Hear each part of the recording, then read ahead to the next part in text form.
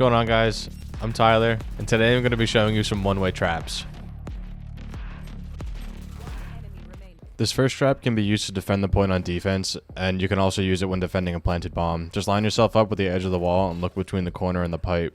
You can see that you'll be able to see people's feet, and they're not really going to be able to see out of the trap once they're in there. Don't forget that the trap can also slow people, so it makes the shots even easier.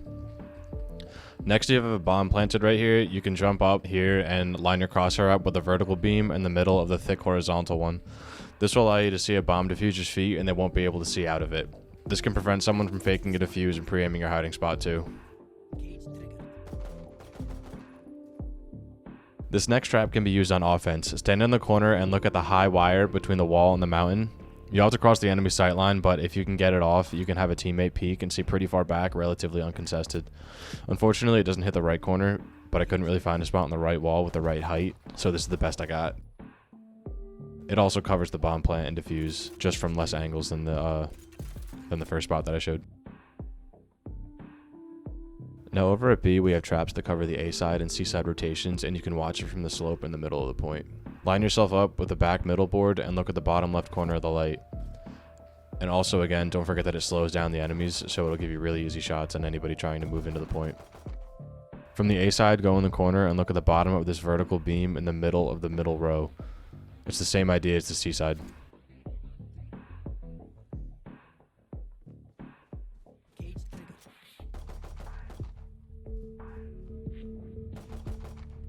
These next two can cover bomb plants on either side. Line yourself up with the edge of this metal thing and look at the second horizontal beam from the bottom.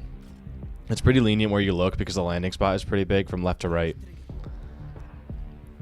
It also covers the same A and C sides as those last two, but it won't slow down the doorway.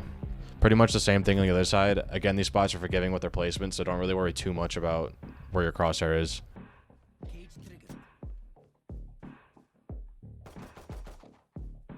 And I thought that this was pretty funny. This is me recording the camera spot video, link in description, and I accidentally pressed Q and found the seaside spot. I was like completely dumbfounded when I saw this. I found my favorite spots over at C. This first one's another forgiving one because it can land pretty much anywhere on the boxes. Line up with the edge of this other box, and you can aim pretty much anywhere at the edge of the roof above the box. Anyone pushing onto C won't be able to see you shooting their feet. This next one, you need to go in the corner and look at the top left of this U-shaped rock. It covers a bomb plant here very well, and they can't see out of it at all.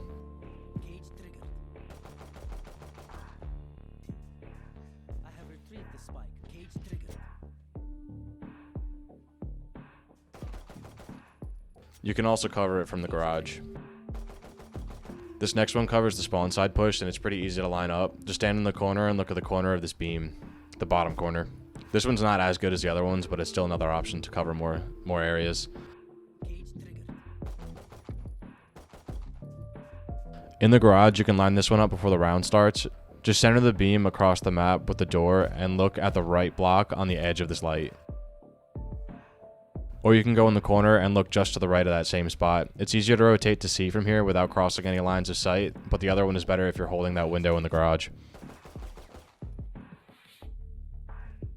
This last one's kind of unexpected on offense. Again, you're going to have to cross a line of sight, which kind of sucks, but if you line up with this rock and look at the bottom right corner of that highest rock in the distance, you can land it in a spot that gives your teammate a great angle all the way to the back of the point.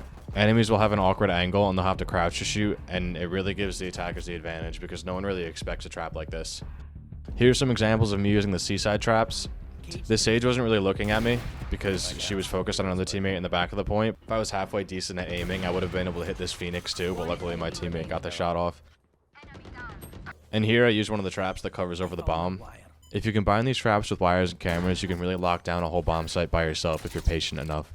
Here I just wait for the bomb defuse sound, and even if they tried to fake the defuse and watch a corner, they wouldn't have been able to see me. The traps last for about 8 seconds, so that's a pretty good amount of time you have to have that sightline blocked.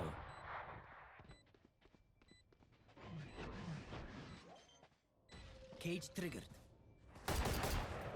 One enemy remaining. Thanks for watching, guys. If you haven't already, go and check out my camera spot video. The link is on screen right now and also in the description down below. Like and subscribe if you want to see more stuff like this, and check out my next video. I'll be showing off traps on the other maps too. Also follow me on Twitch. I'm going to be streaming every Monday, Wednesday, and Friday at 12 p.m. Eastern. Link for that is in the description too. One last thing, guys. My friends and I started a Discord channel where you can get private 10s matches going and record your rank using the server itself. It will randomize the teams and maps and give a proper competitive experience. We're planning on running leagues and tournaments in the future, so join the Discord for all the latest on that.